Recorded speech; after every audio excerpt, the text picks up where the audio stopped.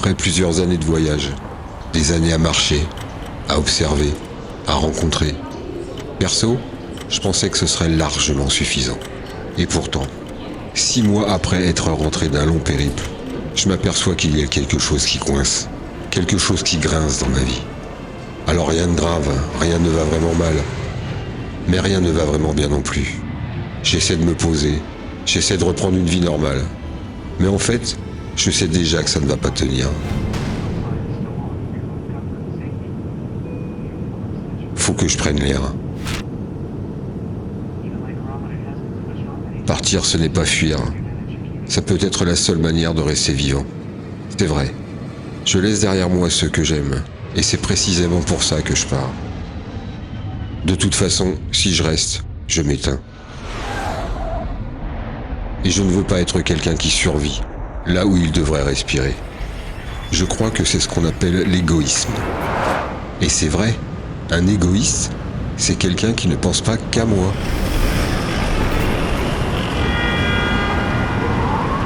Alors je ne pars pas pour chercher le monde, je pars juste pour ne pas le perdre. Ce ventilo qui grince me rappelle ma vie avant le départ. J'adore ces moments étranges et vertigineux où tout est possible. Je n'ai rien prévu, juste une première nuit d'hôtel, rien de plus. Pas d'itinéraire, pas de plan, pas de filet. Juste une direction, la Malaisie. Alors première étape, on va éteindre ce ventilo. L'air est lourd, mais je m'y sens bien. Deuxième étape, éviter les écrans qui compriment, qui résument, qui déforment. Le réel, lui, ne rentre pas dans un cadre.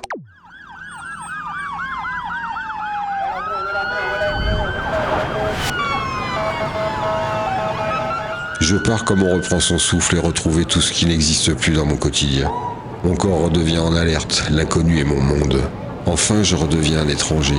On me sourit, on me regarde, on me parle. Mon esprit bascule et passe en mode découverte. Je n'ai plus vraiment la main, je me laisse emmener. L'élan m'emmène parfois là où il ne faudrait pas aller, mais c'est le jeu. L'inconnu n'est pas fait que de coton et de moquettes. Et on ne traverse pas le monde avec de simples chaussons. Ce matin, je ne cherche rien de précis, je suis ouvert. Ouvert à ce qui m'arrive. Même ouvert à ce qui me dérange, c'est pour te dire. Je ne cherche pas un lieu spectaculaire non plus, mais un endroit pour me poser avant d'aller plus loin dans ce voyage. Et Batu Cave, c'est l'endroit idéal.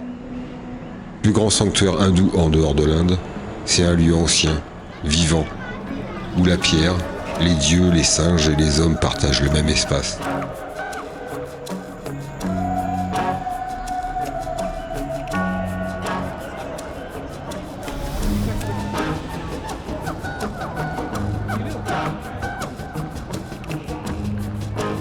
Ces marches qui sont censées amener au sacré me servent à me dépouiller de toutes ces choses qui grincent dans ma vie. Les emmerdes restent derrière moi. Le bruit reste en bas. Je monte, et petit à petit je m'allège. Je me vide de tout ce qui prend trop de place dans la tête. Je ne monte pas pour l'effort, je monte pour le rythme, pour me remettre à la bonne cadence. Je ne prie pas non plus, je ne demande rien. Je suis là, et ça suffit.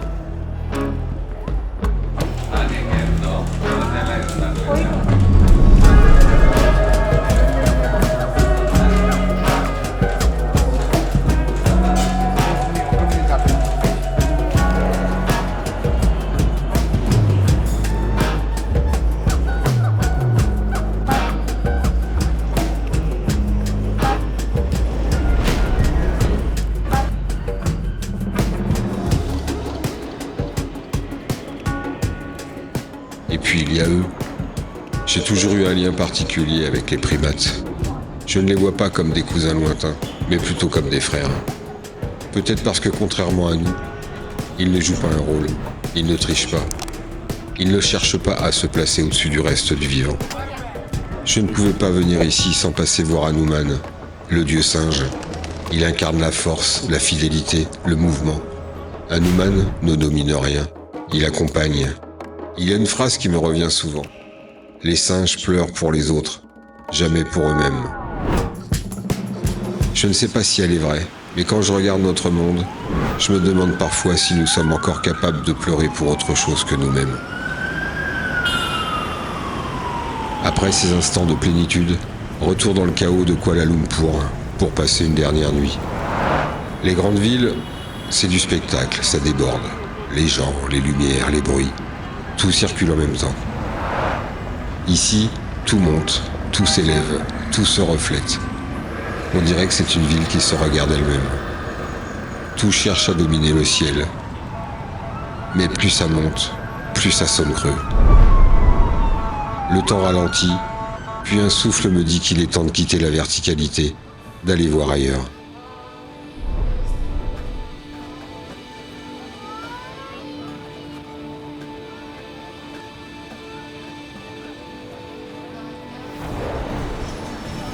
Quelques heures de route et me voilà à Malacca. La ville m'accueille doucement, tout se met en place, tout est prêt pour me plaire. Les gestes sont rodés, c'est vivant. Les odeurs imprègnent l'atmosphère, c'est dans le ton.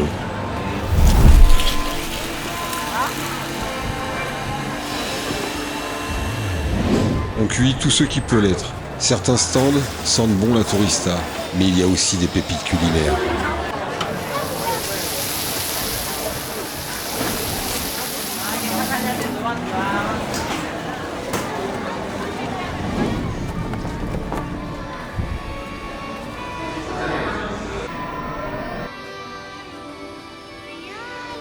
Le soir assombrit l'atmosphère et la ville s'anime comme prévu.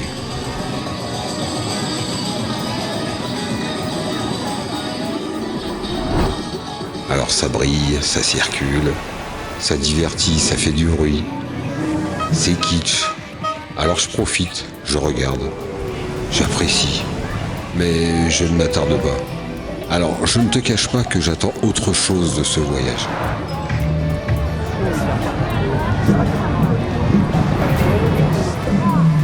Tôt le matin, je visite les bas quartiers de Malacca avant que la ville ne se réveille vraiment. Toujours à l'affût du bon plan ou de la belle photo, je m'aperçois que je viens de perdre mon permis de conduire, les 2 cartes de crédit, la carte vitale et la carte d'identité. Ouais, j'ai fait un strike ce jour-là. Et là, je me dis non, c'est pas possible. Interloqué, j'ai du mal à distinguer. Bah non, c'est pas possible. Aussi gros, en pleine ville. Donc, raisonnement simple. S'ils sont dans la ville, imagine dans la nature. Donc, raisonnement toujours aussi simple. Direction, la nature. C'est pour cette raison que je me retrouve à Meursigne, en attente d'un hypothétique bateau. Je tombe nez à nez avec cette étrange créature. Le périophthalme vit entre 2 mondes, l'air et l'eau. C'est l'un des premiers à avoir osé sortir, à s'adapter, à respirer autrement. Alors ce n'est pas un miracle historique, mais une belle preuve que la vie ne connaît pas de frontières. Et puis moi je vois dans ce petit poisson qu'il faut oser sortir du cadre pour vraiment exister. Enfin j'attrape un bateau pour Tioman Island, une île quelque part en mer de Chine.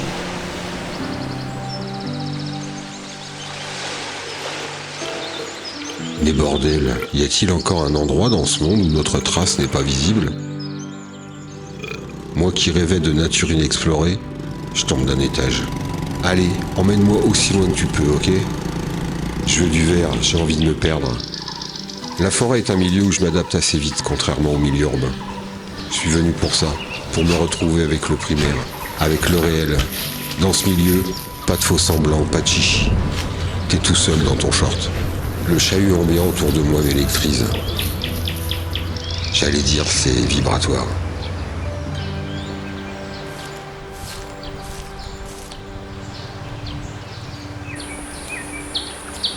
Bon, ça fait 2 heures que je marche et toujours pas trouvé mon serpent. Bon, je sais qu'il y en a là ici. Alors je vais te dire ce que je cherche comme serpent, c'est un peu genre, tu sais, le serpent qui se mord la queue. Les varans apparaissent au loin, immobiles. J'attends. Je suis pas venu ici pour goûter l'eau des pâtes. Je veux ces plans de varans coûte que coûte. Ces moments indescriptibles sont pour moi des shoots d'adrénaline intense. Pourtant, je suis collé dans la vase, piqué par les fourmis, dévoré par les moustiques. C'est vrai, c'est inconfortable. Mais après quelques heures, je fais partie du décor. Ils sont à côté. Je les regarde, ils me regardent. Et là, tout disparaît. L'inconfort, le temps, le reste du monde. Il ne me reste qu'une chose, être là. Simplement là. Et c'est exactement pour ça que je suis venu. No risques, no fun.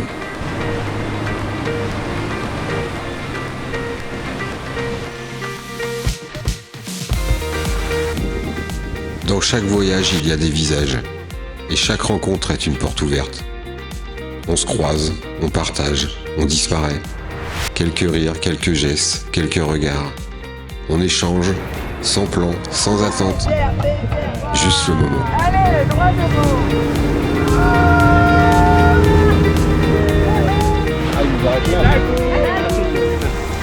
Bon, des questions cool, non? Et ces instants imprévus deviennent des souvenirs qui collent à la peau. On ne sait jamais qui restera, qui partira, mais chaque rencontre éclaire un peu plus ce voyage en solo. Je quitte la péninsule pour rejoindre l'île de Bornéo. Miri n'est qu'une étape, mais une étape importante pour moi. Dans un coin de ma tête, une idée commence à germer. Je ne sais pas comment elle prendra forme, mais je sens qu'elle pourrait changer la suite du voyage. Je m'arrête au temple de Hailongsi. Pas pour demander quelque chose, juste pour me poser.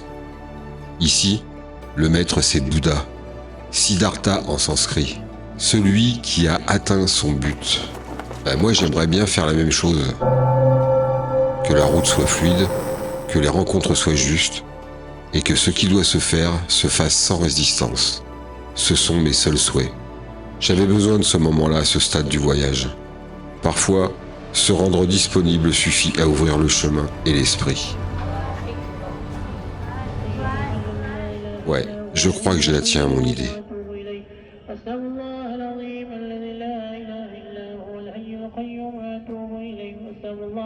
Sultanat de Brunei, un pays discret, presque hors du champ.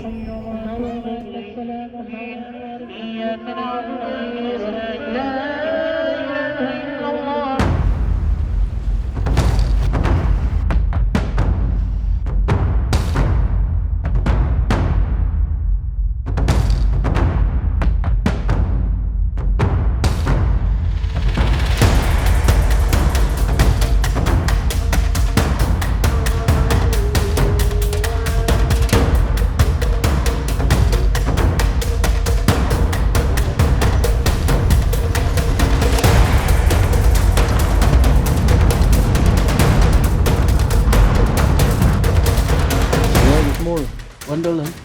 $1? This one? No, small. Small? Yeah, Small? yeah. $5? No. Ten. 50. Ah, 50. Okay. $5. $1. Just one. No, No money. Yeah, dirty. Brunei money. Ah, yes, okay. No, Malaysia money. Malaysia? Oh, Okay, so. this one, $1. Yes. Okay. Ouh, il m'a pris la tête lui avec ses pièces. De toute façon, j'y retournerai plus, t'as vu le chemin?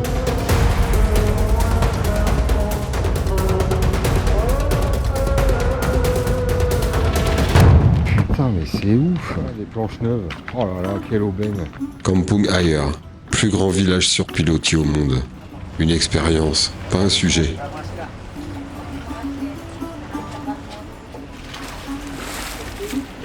Ça fait déjà plusieurs semaines que je suis parti.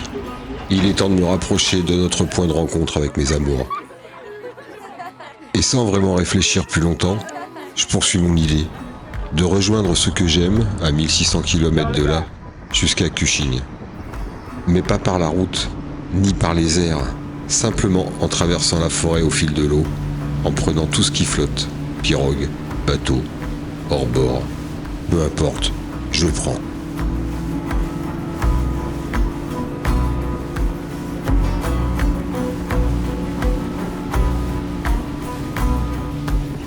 Chaque village est une découverte, chaque embarcadère est une question. Je les monte sans trop savoir où je dormirai. Belaga deviendra une pause un peu plus longue. Le voyage ralentit, par faute de trouver un moyen de flottaison. Ça permet de laisser entrer les rencontres, les visages, les soirées et les chants qui traversent la nuit.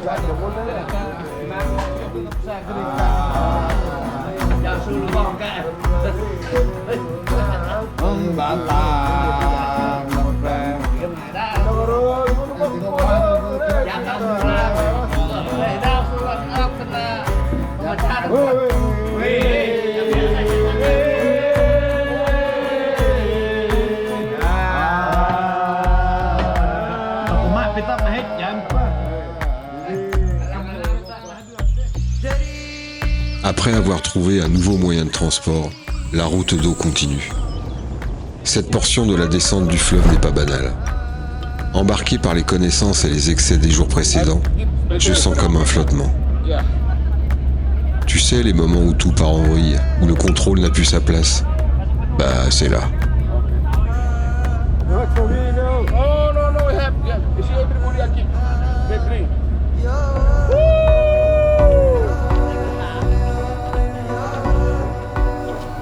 La halte se fera à Punamba, un village au bout du fleuve.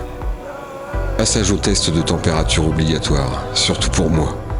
On voit très rapidement que je ne suis pas du con. On s'interroge. Un Européen au fin fond de la forêt de Bornéo, arrivant dans le village qui reçoit la visite du Premier ministre, tu imagines bien que je suis un peu remarqué. Le Premier ministre vient annoncer le déblocage de fonds pour l'assainissement de l'eau. J'arrive au cœur d'un moment qui marquera longtemps la vie du village.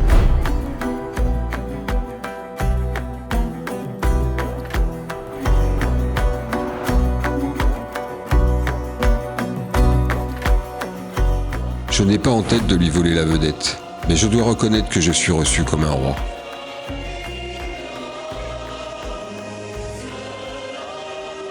Alors je laisse les discours, les promesses, les salutations officielles. Moi, je ne fais que passer. Si tu veux, je te le présente rapidement. Écoute bien, ça vaut le détour. Ahmad Zahid Hamidi, docteur de son état, nommé vice-premier ministre en 2015. Il est arrêté en 2018 et inculpé pour corruption. En 2021, son nom apparaît dans les Pandora Papers. Début 2022, il est condamné pour de multiples chefs d'accusation comme complot, corruption, pot de vin, détournement, vol et blanchiment d'argent, puis fin 2022, il est nommé ministre au développement rural de la Malaisie. Et enfin, en 2025, il est nommé Premier ministre. Moi je dis chapeau à l'artiste. Marcher sur la tête de ses semblables sans vaciller, construire son bonheur personnel sur le dos des autres, et continuer à serrer les mains de ceux qu'il est en train de voler sans trembler, là c'est du haut vol. Je dirais même que c'est de la haute voltige. Bon, mon chemin continue, le fleuve lui ne s'arrête pas, et moi non plus.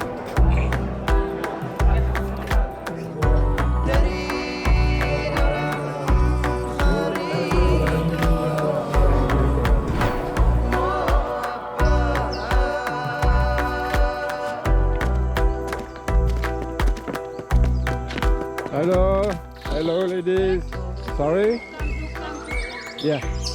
Punamba. Oh, Punamba. Okay. No need to see me. You come from where? Sorry? Oh, you come from where? My country? France. From France, Paris. Paris. Yeah. Do you know Paris? I don't know. No? I speak American.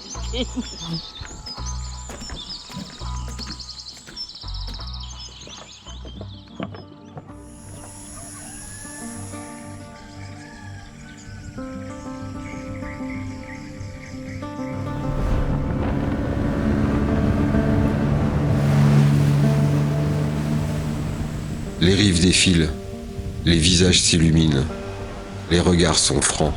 Ici, l'humain est simple, direct, entier.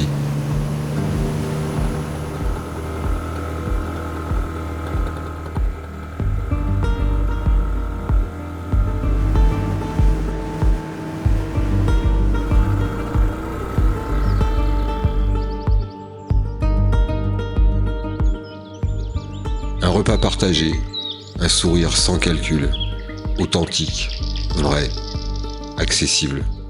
Ya Dayak, ni Dayak.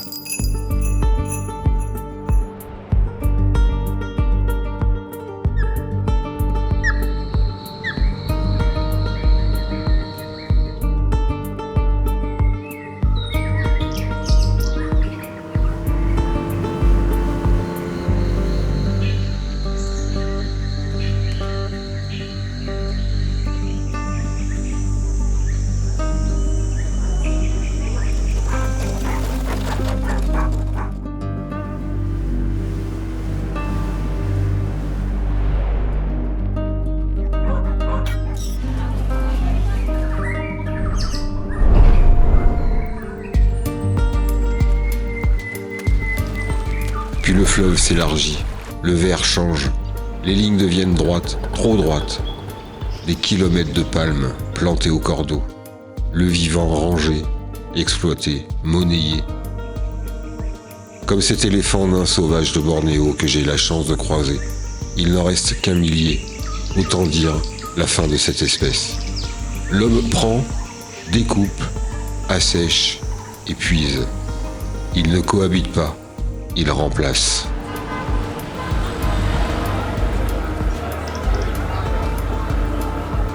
Après des semaines à suivre l'eau, je termine mon périple en 4x4. La terre se stabilise enfin. Cushing. Au bout de mon délire, je n'ai plus rien à chercher, juste à attendre.